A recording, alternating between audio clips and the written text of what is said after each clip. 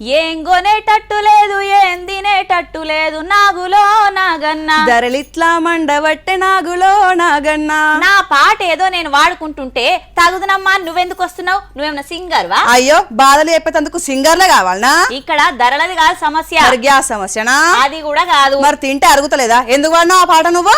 ఏం కొందామన్నా అవి మంచివేనా కల్తీ అయినాయని ఆలోచనలా అసలు ఏం తిందామన్నా ఆలోచించే పరిస్థితి వచ్చింది. సరే ఇయాల్టికైతే ఫిష్ ఆర్డర్ పెట్టినా పా ఇంట్లో తిందాం ఇక. ఏంది ఫిషా?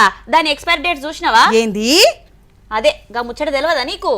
ఆన్లైన్ కస్టమర్లకు అలర్ట్.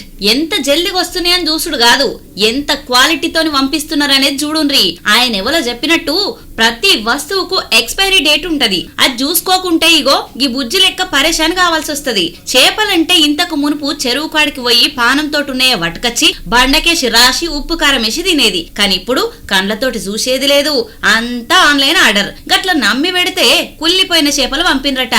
ఇక వీటిని తినే టైం అయిపోయిందట. ఆ ఎక్స్పైరీ డేట్ అయిపోయినాక ఆర్డర్ పంపిరట. గట్టెట్లా పంపిస్తారు అని వాళ్ళని అడిగితే ఇంటికి తెచ్చి ఇచ్చిందే ఎక్కువ అని అనుకున్నారో ఏం పాడో పట్టించుకున్నోళ్ళు లేరట.